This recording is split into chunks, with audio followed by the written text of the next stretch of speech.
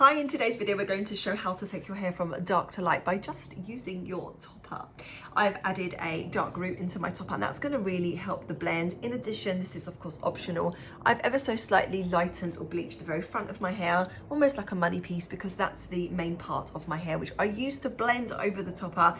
When it was slightly darker, I did find it was a bit dark and it was contrasting and it was just bugging me. So I went ahead and I added in a money piece. I lightened it just a little bit and then I added an ashy toner, which is going to match the color of the topper really well. Remember, it has a root, so that really does help with the blend. So what you're going to need is your comb. I'm also going to use one of these hair grips, and away we go. So try not to deviate too much from your hair. As you can see, this is probably around the most contrasting color. I would advise, if this was any lighter or my hair was any darker, I would start to feel that it was going to not look right, or the root would need to be a lot darker. So for example, if I had black hair, this would need a black root, and probably quite a long root. If the root is too short, it's going to look too blonde. So part your hair where you're going to part it, have your front piece forward. Again, this is the bit I lightened, which we're going to use, and just lead in with your topper and do your application like you would normally do. I like to line up my part lines. I like to take my topper quite far forward, almost like to this little triangle bit, and I sometimes use a bit of powder to blur right there. But you can wear it further back if you're intending to use more bio hair for the blend. So right now you're thinking, that's not working, it doesn't look right. I know, don't worry, it will do. So this is the color difference that we're dealing with so far. So grab your paddle brush and just start combing. At this point, you're just combing your hair like you would normally comb your hair on your head. And as you're doing it, start blending. So push the hair back and over and just get it all to mix together from underneath. Zhuzh up the topper, just get it to blend well together. Okay, as you can see, that piece I lightened really does help with the blend. I also cut in an 8-inch side sweeping fringe bangs and a face frame into the topper. The fringe of the topper then comes forward, mixes with that little bit that I bleached, and it just looks so much more natural. Now what I do is I get my hair and I tuck it behind my ears, the darker bits of my hair, and then I sort of push them out of the way. And I do the same with the other side, but this is where the curvy grip comes in. What I do is I tuck my hair on this side behind my ears. And once I do that, I get the grip and I go under and I pin it. And that creates this look, which is really Hollywood-esque glamour. And it also disguises the fact that my hair underneath is darker. So it's starting to come together, but we're not quite there yet. So you can see that this is the part of my hair which was bothering me. I can't really get it much blonder without damaging it. So what I now do is I push it together with the side fringe and I just sort of work it back into the hair. Okay, then what I like to do is I get my curling wand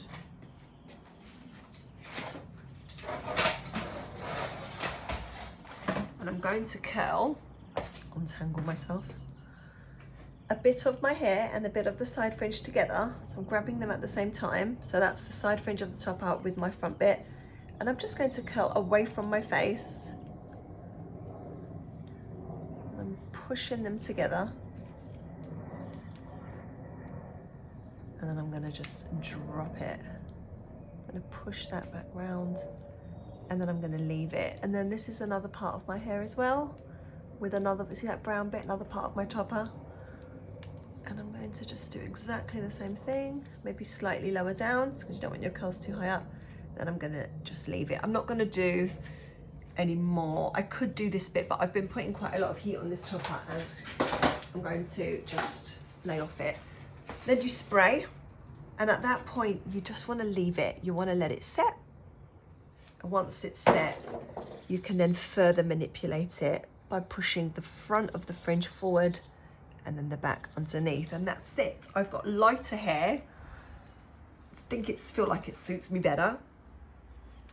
I will finger through this curl here in a moment. So the underneath bits of your hair being dark don't matter, as the front, which is the front and the root, which is the giveaway, that's the front hairline. So you can see how natural that looks. And then once it's cooled down, you can just finger through slightly to loosen up the curl.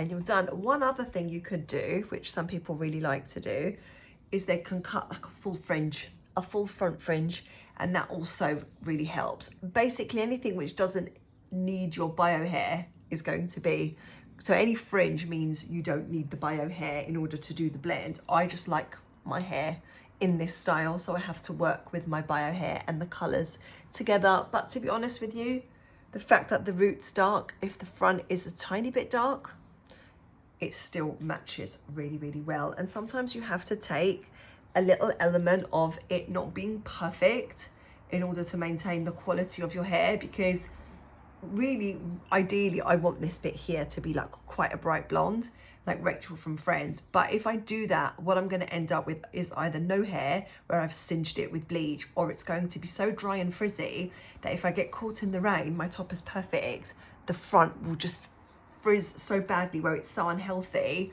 Sometimes you have to think, do I prefer a little bit of a colour mismatch, and still have the hair on my head, or it be healthy? And I think the answer to that is of course. So that's what it looks like. I think it's absolutely gorgeous. It certainly brightens me up, and I hope that video was helpful. Bye.